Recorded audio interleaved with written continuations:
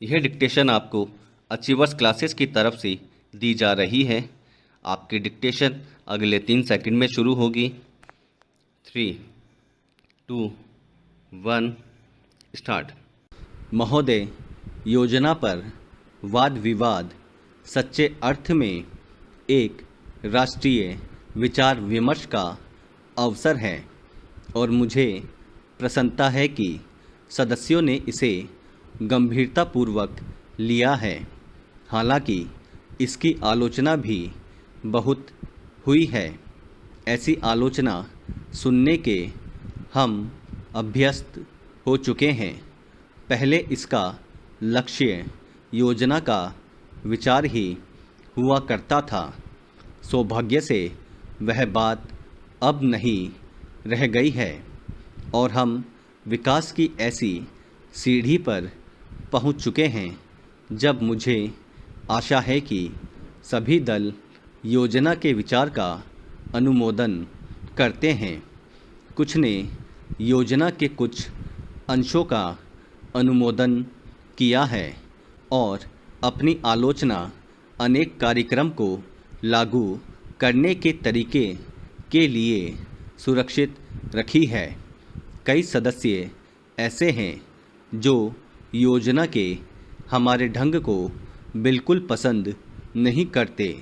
Para.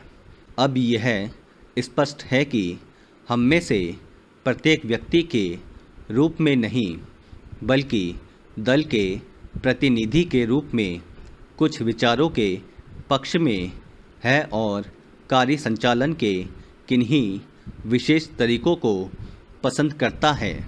हमने पर्याप्त विचार विमर्श और सोचने समझने के बाद यह निश्चय किया कि हमें किस प्रकार का योजना आयोग बनाना चाहिए और आयोग को किस ढंग से काम करना चाहिए।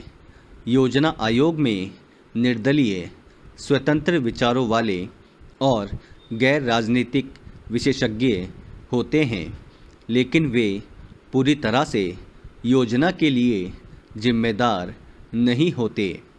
योजना का निर्माण प्रत्येक राज्य के विभिन्न स्तरों के लोगों के साथ अनेक विचार विनिमयों के आधार पर होता है और अंततः उसे अंतिम रूप देने के लिए राष्ट्रीय विकास परिषद में प्रस्तुत किया जाता है, जिसके अंतर्गत सभी मुख्यमंत्री होते हैं, जिनमें अनेक अन्य दलों के होते हैं।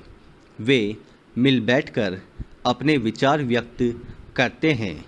यह ठीक है कि इन बैठकों में मतभेद भी होता है, जो सामान्यतः योजना के तरीकों को लेकर नहीं बल्कि अधिकांशतः इस पर होता है कि किस राज्य को कितना पैसा मिलना चाहिए। हम जानते हैं कि हमारा कोई भी ऐसा कार्यक्रम नहीं है जो हमारी पूरी जनसंख्या की आवश्यकता के लिए पर्याप्त हो। सभी समय उपलब्ध साधनों और जनता की आवश्यकता के बीच सामंजस्य के लिए प्रयास करना होता है।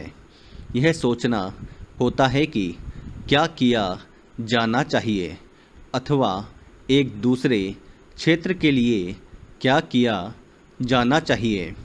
कुल मिलाकर यह योजना अगले 4 वर्षों के लिए प्रगति का घोषणा पत्र है। हमें कुछ अनुमान हैं। पैरा। महोदय, यद्यपि योजना के अंतिम रूप पर यह औपचारिक बहस अब हो रही है, हमने योजना के प्रारूप के बारे में काफ़ी ब्यौरेवार विचार किया था। एक माननीय सदस्य ने कहा है कि योजना से ऐसा नहीं लगता कि कामों को निपटाने में तत्परता जरूरी है। मैं समझती हूँ कि योजना के प्रारूप और उसके अंतिम रूप में यही अंतर है। अंतिम रूप में हमने तात्कालिकता पर जोर दिया है, जिसका प्रमाण यह है कि उसमें आज की प्रमुख समस्याओं की पहचान की गई है, जैसे बेरोजगारी या क्षेत्रीय असंतुलन अथवा अन्य ऐसी ही बातें। इनमें से कुछ समस्याओं के समाधान में कोई विलंब नहीं होना चाहिए और उन्हें तत्काल दृढ़ निश्चय के साथ हल किया जाना चाहिए। लेकिन कुछ परिस्थितियां ऐसी होती है जिनमें हमें काम करना होता है। कुछ मान्य तरीके हुआ करते हैं। इनमें से एक है लोकतंत्री प्रक्रिया। बहुत से लोग चाहते हैं कि हम कई काम एक साथ करें और इनमें से कुछ के बारे में हम सहमत भी हैं कि वे सही काम हैं, लेकिन हम लोकतांत्रिक प्रक्रिया के प्रति वचनबद्ध हैं। हम जनता की राय से काम करने के लिए प्रतिबद्ध हैं। हमें अधिकाधिक जनता और पार्टियों को अपने साथ लेकर आगे बढ़ना है। मैं समझती हूँ कि अगर इससे हमारी गति कुछ धीमी भी रहती है तो भी हमारी प्रक्रिया को बल मिलता है और हम जो भी काम हाथ में लेते हैं उसे बल मिलता है। पैरा।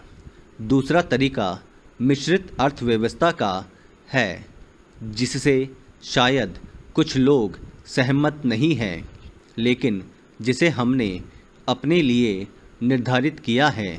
ऐसी अर्थव्यवस्था की अनेक त्रुटियां भी होती हैं, लेकिन हमारे देश में आज जो परिस्थिति है उसमें हमारी सरकार, हमारे पूर्ववर्तियों और आज के सहयोगियों ने यह अनुभव किया कि हमें इस तरीके को अपनाकर चलना चाहिए। मिश्रित अर्थव्यवस्था का अर्थ मेरी समझ से यह नहीं है कि कुछ समृद्ध परिवारों को इसका लाभ मिलता रहे। कृषि या लघु उद्योग जैसे अनेक क्षेत्र कमज़ोर वर्गों के लाभ के लिए निजी क्षेत्र में रखे गए हैं और हमारी मिश्रित अर्थव्यवस्था के अंतर्गत अपने लिए लोगों को अनेक कार्यक्रम अपने हाथ में लेने के अलावा उनमें अपने लिए काम करना चाहिए। मुझे मालूम है कि स्वाधीनता के तुरंत बाद जो स्थिति उत्पन्न हुई थी उसका कुछ परिवारों, ग्रुपों, व्यावसायिक घरानों ने निजी स्वार्थ के लिए लाभ उठाया। स्टॉप। दोस्तों, अगर आप चैनल पर नए हैं तो चैनल को सब्सक्राइब करना ना भूलें और बेल आइकन पर क्लिक करें। Thank you.